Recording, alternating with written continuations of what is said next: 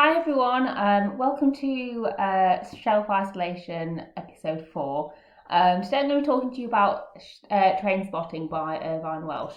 So really love this book, but I do feel like it should come with a bit of a trigger warning before we get into it. So if you are sensitive in any way, this is probably not the book for you. It deals with lots of things like drug addiction, rape, there's loads of sexually explicit language, loads of swearing in it. So if that is something that isn't for you, then I don't recommend that you read this book. So Trainspotting is about a group of heroin addicts in the late 80s. So group of young lads that are addicted to heroin, and it doesn't really follow a set plot as such. It's more a collection of short stories written from the perspective of different characters. So initially it's not immediately obvious which character it's from the perspective of each section, but as you go through it moves between the characters and you do become familiar with their voice. So it starts off with the lads being quite young, and it kind of follows them through a few years between their early 20s to I guess their late 20s. It's not very specific, but that's how we'd assume it would be. And it's written in a Scottish dialect, which is quite hard to start with, but does get easier as you go along. And I did find that after a while I was thinking in a Scottish dialect. So it can be quite hard to read at times, but it's definitely worth it. Because it follows these young boys growing up, I like to think of it as a bit of an antidote to the Bildungsroman kind of style novel, because they don't develop, like they seem to get worse if anything, and there are times where you think, oh my goodness, a certain character is kind of like pulling themselves together, and then you come back to where their story picks up, and actually they haven't developed at all. So multiple characters, multiple narrators. Each character features their own idiolect, so it does become more clear. So for instance, there's a character called Francis Begbie, who's often just referred to as Begbie, and he has a very particular dialect. So he swears more than any of the other characters. So he's really quite aggressive in his language. So as you go further through the novel, when you pick up a Begbie section, you know that it's him. Similarly, there's on the opposite end of the spectrum, there's a character called Spud who is a little bit pathetic. He's just so weak and useless, and you just can't help but feel sorry for him. He calls everyone cat boy, and he thinks of everyone as being like a cat. So again, when you get familiar with his voice, it becomes more obvious when you're reading a section from Spud. So the plot is, as I've said, is really quite loose. It's more lots of mini stories, and there's quite a lot of characters, but the characters that focus most frequently are like an inner group of friends, and we get the impression that they've known each other from school, but then often there's like outer circle. So for instance, I'd say the main character is a character called Mark Renton, who they call Rent Boy. Very witty. So it follows his group of friends, but then there's a section that kind of talks about his cousins that he doesn't see very often. So the circle broadens, but then it's these group of lads that you get to hear from most frequently. So the main character, Mark Renton, or Rent Boy, he's the most normal and self-aware of the characters. He's heroin active, he's totally destructive, but he knows it, and he knows he understands what's going on a bit more.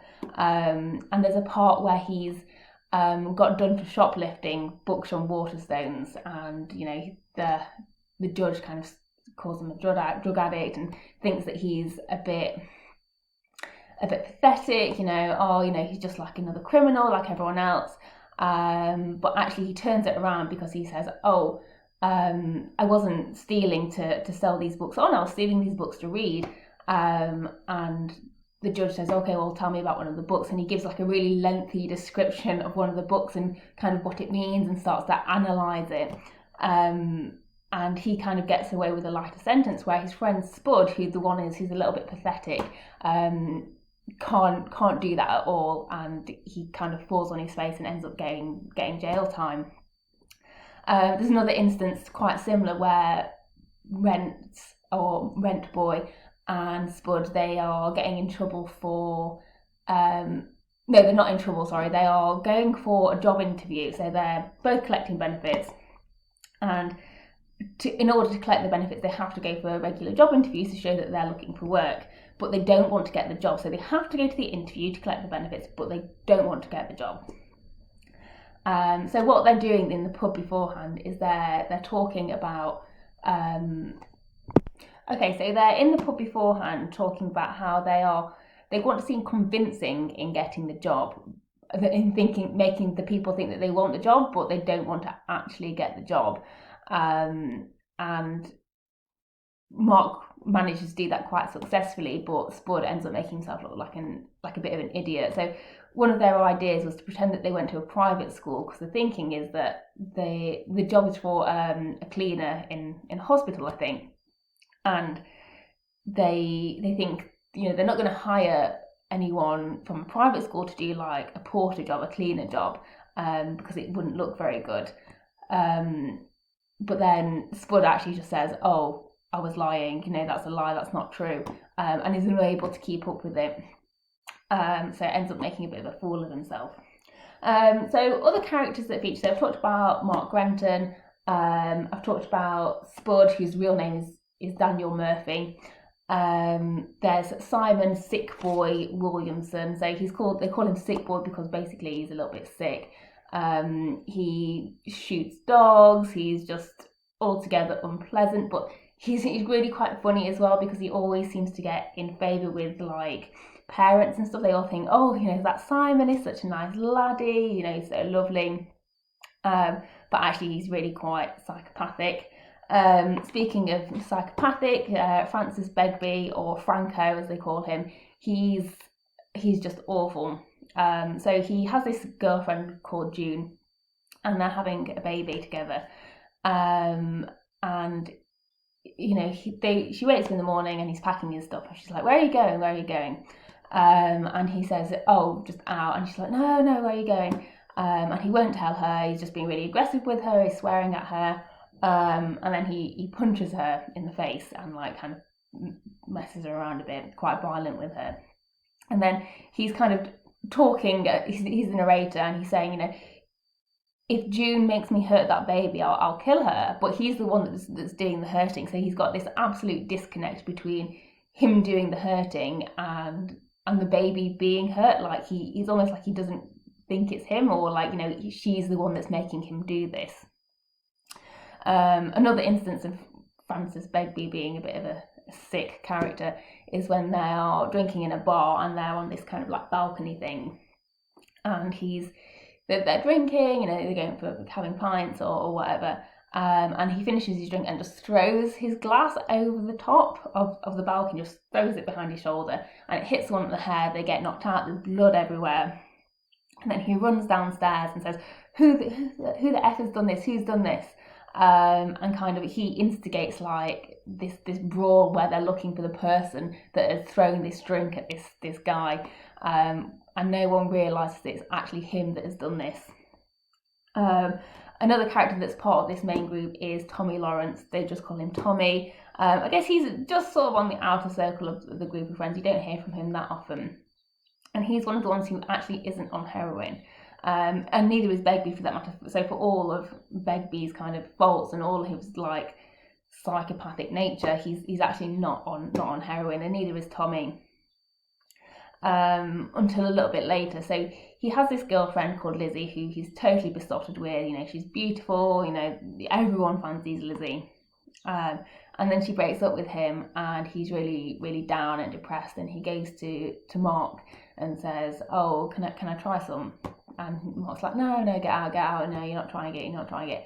And eventually he persuades Mark to let him try the heroin, and then he gets really addicted, and it's really sad. So even after Mark has managed to come off it for a period, he's talking about Tommy and how ill he's looking, and how how dreadful it is that he's got hooked on this heroin, and Mark kind of blames himself but also doesn't really care either.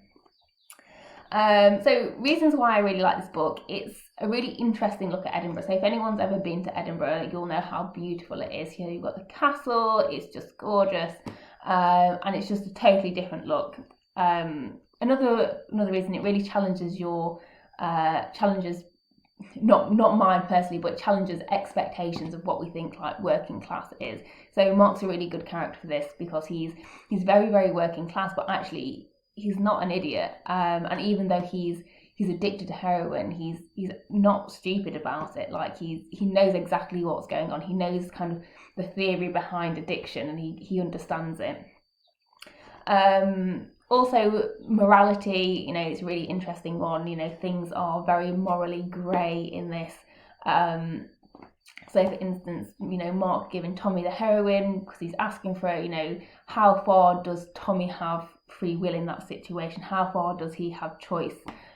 Which is a really interesting theme in the book. Other themes are nationalism. So there's a really interesting part where Mark's saying that he hates the English because they kind of took over Scotland. We're ruled by the English, and he hates them, but he also hates the Scottish too. So he hates everyone, basically. He hates society essentially. Working class, as I've said before, really good theme to talk about for this, and be really good comparison for American Psycho perhaps, which I'm hoping to do a video on next week.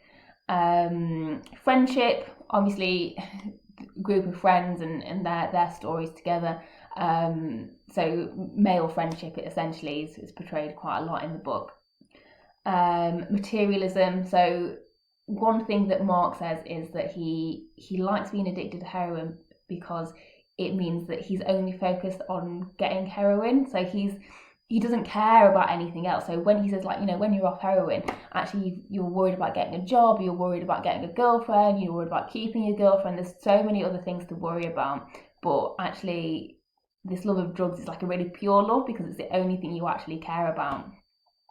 And then another theme might be addiction for obvious reasons. So yeah, as I've said, really good book. I'm not going to read any quotations from the book because I don't want to do a Scottish accent because it would be terrible, and also it's really quite swearing.